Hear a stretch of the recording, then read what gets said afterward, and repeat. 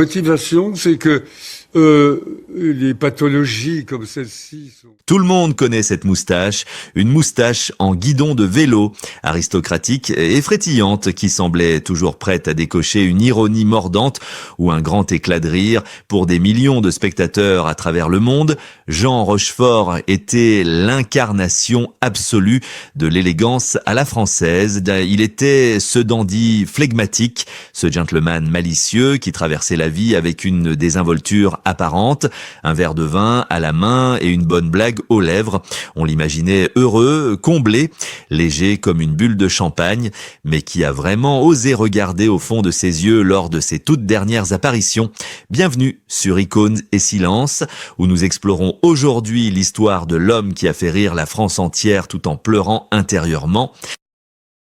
Car derrière le masque de l'acteur culte, derrière le héros d'un éléphant, ça trompe énormément, se cachait un homme brisé, hanté par un secret qu'il a gardé enfoui sous des couches d'humour et de politesse pendant près de 2 décennies.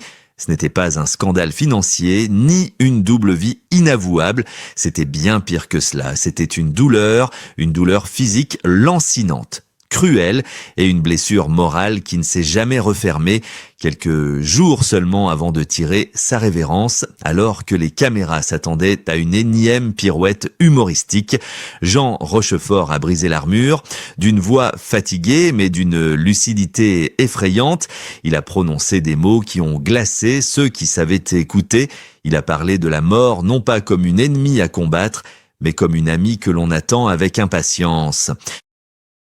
Comment une telle icône, aimée de tous, a-t-elle pu finir sa vie dans une telle lassitude qui a brisé les ailes de ce cavalier passionné? La réponse réside dans un tournage maudit, un rêve de cinéma transformé en cauchemar absolu et dans une mélancolie profonde qui le rongeait depuis l'enfance. Il a avoué avoir senti son corps le trahir, victime de l'ambition démesurée d'un système qu'il a consommé jusqu'à la moelle. Alors que les hommages pleuvaient, Jean Rochefort, lui, réglait ses comptes avec le destin, refusant de partir sans dire la vérité sur ce que cachait vraiment son sourire.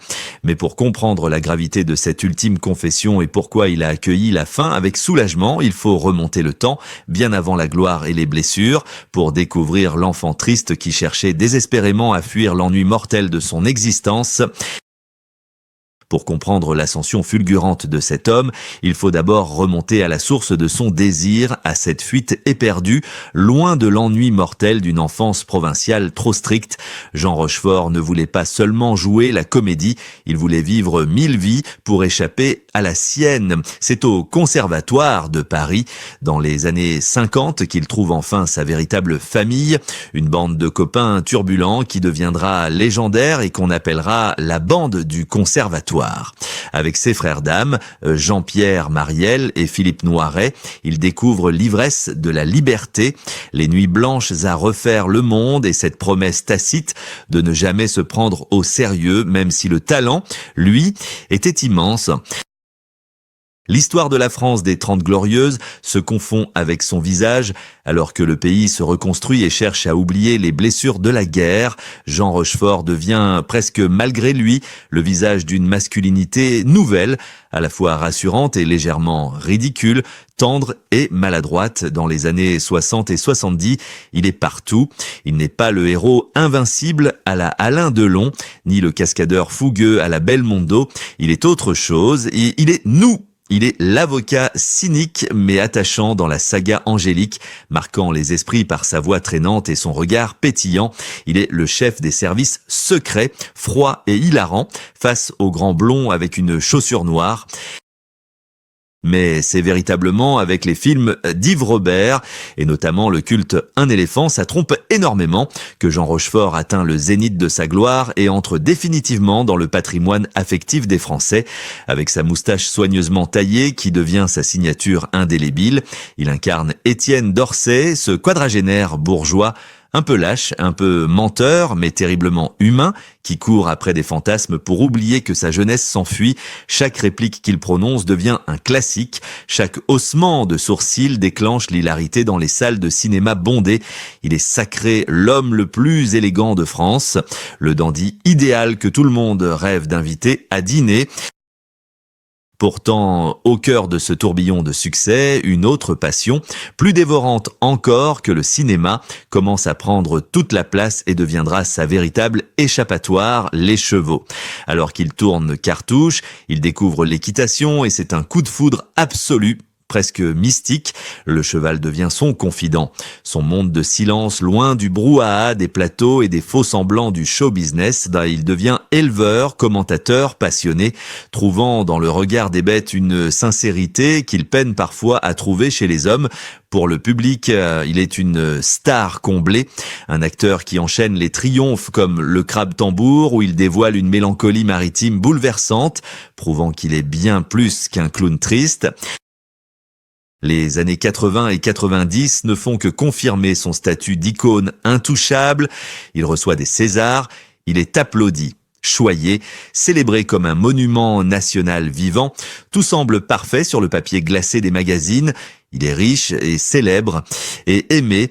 Mais ce que le public ne voit pas, c'est que cette armure de dandy, cet humour pince sans rire qu'il manie comme une épée, sert avant tout à tenir le monde à distance, car sous les projecteurs aveuglants de la gloire, une ombre commence à s'étendre et les premières fissures de l'angoisse apparaissent, invisibles à l'œil nu, mais bien réelles pour celui qui doit porter le masque chaque matin. Tandis que la France entière se délecte de ses mimiques et de ses bons mots, en coulisses, l'homme se fissure doucement, prisonnier de cette image trop parfaite qu'il a lui-même contribué à sculpter. La célébrité est une maîtresse exigeante et pour Jean Rochefort, elle devient rapidement une cage dorée dont les barreaux sont faits d'attentes insupportables. Le public et les producteurs veulent de voir le Jean Rochefort qu'ils aiment, le gentleman blagueur, l'ami rassurant, l'homme qui ne prend rien au sérieux. On lui interdit la tristesse, on lui refuse le droit à la gravité. Il doit être drôle tout le temps, partout, comme un automate du rire que l'on remonte pour divertir la galerie, ignorant l'âme mélancolique qui suffoque sous le costume 3 pièces. Ce que peu de gens soupçonnent alors, c'est que l'acteur lutte contre un démon intérieur tenace, un spleen baudelairien qui ne le quitte jamais vraiment. Les dimanches soirs sont des gouffres d'angoisse et les silences entre deux tournages résonnent comme des condamnations. Il confiera plus tard avoir souvent ressenti un vide existentiel vertigineux, une peur panique de n'être qu'une coquille vide une fois les projecteurs éteints. L'industrie du cinéma, cette machine à broyer les rêves, ne l'épargne pas non plus, elle le sollicite sans relâche, l'épuise, lui impose des rythmes effrénés, le poussant à accepter des rôles parfois indignes de son talent. Simplement pour combler le vide, pour ne pas avoir à affronter son propre reflet dans le miroir. Il est devenu une marque, une valeur sûre, un produit marketing que l'on s'arrache, mais on oublie trop souvent de demander à l'homme comment il va réellement. À cette pression professionnelle s'ajoute une angoisse personnelle, intime et déchirante, devenu père sur le tard. Il se décrit lui-même avec une lucidité cruelle comme un père-grand-père. En regardant ses jeunes enfants grandir, il est assailli par la peur mathématique de ne pas être là pour les voir devenir adultes. Chaque anniversaire est une victoire, mais aussi un rappel cinglant du temps qui passe, ce temps qu'il a tant donné au public et si peu gardé pour lui-même. Il vit avec la hantise de l'abandon, la peur de laisser derrière lui des êtres aimés sans protection, une anxiété qui nourrit ses insomnies et assombrit son regard, même lorsqu'il sourit sur les tapis rouges. What?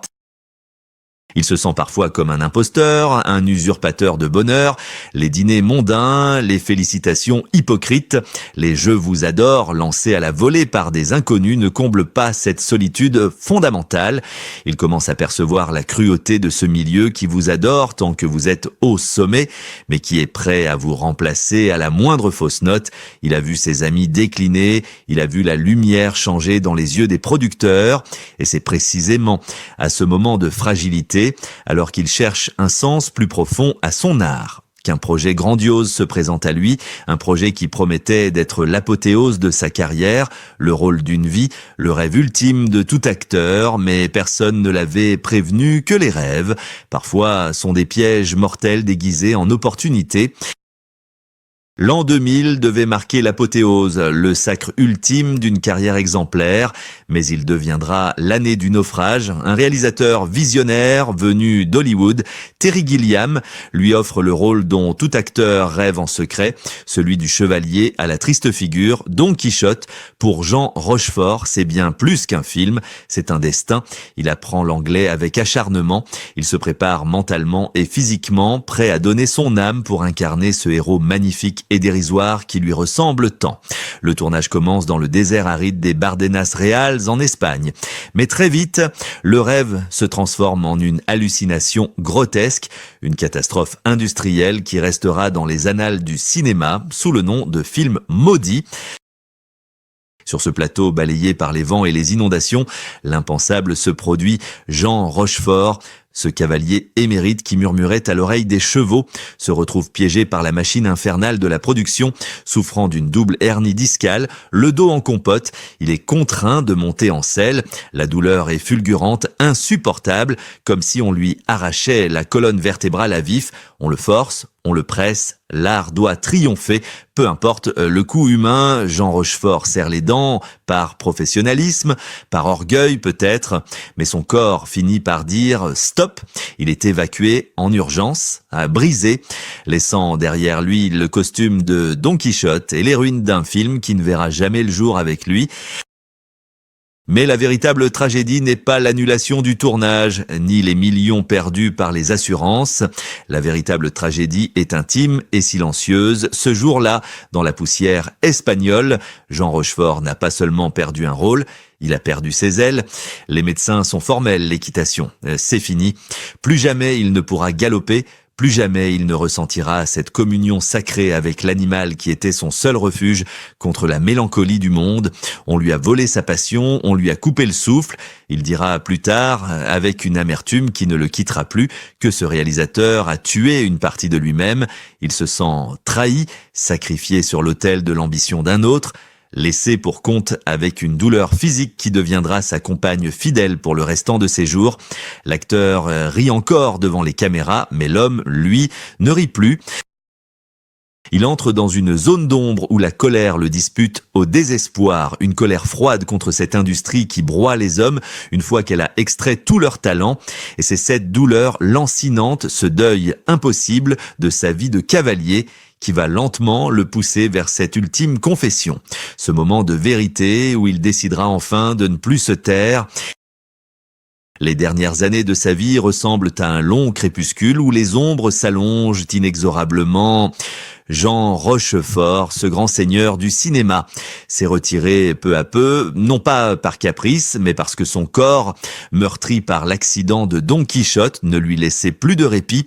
C'est alors, à l'aube de ses 87 ans, qu'il décide de briser le silence lors d'une série d'entretiens télévisés bouleversants qui résonneront comme un testament oral face à la caméra, dépouillé de tout artifice.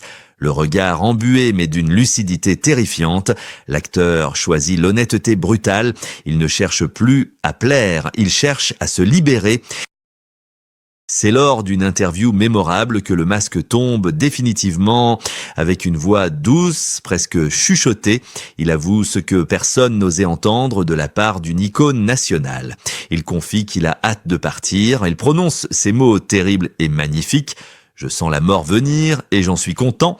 Ce n'est pas un appel au secours désespéré, c'est le constat froid d'un homme qui a trop souffert.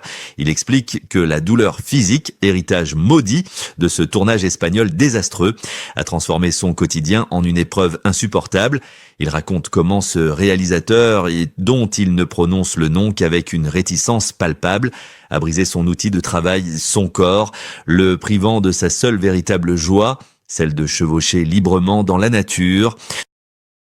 Il ne s'arrête pas là. Il parle de sa solitude. Il évoque ses amis disparus, Philippe Noiret, Jean-Pierre, Marielle, ses frères d'armes avec qui il avait tant ri. Il avoue les jalouser. Oui, il est jaloux de ceux qui sont partis avant lui, car ils n'ont pas eu à subir l'humiliation de la vieillesse et la déchéance physique. Pour la première fois, le public découvre l'ampleur du spleen qui rongeait cet homme depuis toujours. Ce n'était pas une posture d'artiste, c'était une blessure d'âme. Il parle de son dégoût de voir son propre visage dans le miroir, de cette lassitude immense qui l'envahit chaque matin. La France est sous le choc, le clown triste ne joue plus. Il n'y a plus de blagues pour désamorcer la tension, juste la vérité nue d'un homme qui a tout donné et qui demande, avec une politesse exquise, le droit de tirer sa révérence. Il ne pardonne pas à l'industrie de l'avoir usé jusqu'à la corde. Il ne pardonne pas au destin de lui avoir volé ses dernières années de cavalier. Cette confession publique est un acte de courage inouï. En osant dire qu'il attend la mort avec soulagement, il brise l'un des plus grands tabous de notre société. C'est un moment de télévision d'une intensité rare où le silence qui suit ses paroles est plus lourd que tous les applaudissements qu'il a reçus au cours de sa carrière. Il nous laisse là, face à notre propre mortalité, avec pour seul héritage cette honnêteté foudroyante qui nous force à reconsidérer tout ce que nous pensions savoir de lui. L'histoire de Jean Rochefort n'est pas seulement le récit d'une carrière exceptionnelle brisée par un accident de tournage, c'est une fable moderne sur la solitude de ceux qui nous font rire. Elle nous rappelle brutalement que derrière chaque icône, derrière chaque moustache célèbre et chaque réplique culte, il y a un être humain qui saigne, qui doute et qui vieillit. Nous avons tant aimé le personnage qu'il a créé pour nous que nous en avons oublié l'homme qu'il portait à bout de bras, le cinéma, cette industrie vorace, l'a célébré tant qu'il était utile, mais c'est dans le silence de sa chair meurtrie qu'il a dû affronter ses dernières batailles. Son ultime secret n'était pas un scandale, c'était une leçon d'humanité. Il a eu le courage inouï de nous dire que la fête était finie, que le clown était fatigué et que la souffrance n'avait rien de romantique. En brisant le tabou de la mort et de la douleur, Jean Rochefort nous a offert son dernier grand rôle, le plus sincère de tous. Il nous a forcés à regarder la vieillesse en face, non pas comme une carte postale dorée, mais comme une réalité crue où le corps devient une prison. Combien d'autres artistes, adulés puis oubliés, souffrent ainsi dans l'ombre des projecteurs éteints, combien de sourires de façade cachent des envies de fuite. Son histoire est un miroir tendu à notre propre égoïsme. De spectateurs, sommes-nous prêts à écouter nos idoles quand elles cessent de nous divertir pour nous parler de leur peine ? Aujourd'hui, alors que le rideau est définitivement tombé, on aime à imaginer que Jean Rochefort a enfin retrouvé ce qu'il cherchait désespérément. On l'imagine là-haut, loin des plateaux de tournage ingrats et des douleurs dorsales, ayant rejoint ses vieux complices Noiret et Marielle pour un banquet éternel. Mais surtout, on l'imagine à cheval, galopant librement dans des plaines infinies, sans selle ni contrainte, le vent dans sa moustache, enfin débarrassé de la lourdeur de l'existence. Il ne cherchait pas l'immortalité du cinéma, il cherchait simplement la paix. Et peut-être qu'en nous confiant son désir de partir, il nous a donné la permission de le laisser s'en aller, non pas avec tristesse, mais avec la certitude qu'il est enfin guéri de la vie. Adieu, Monsieur Rochefort, et merci pour l'élégance du désespoir.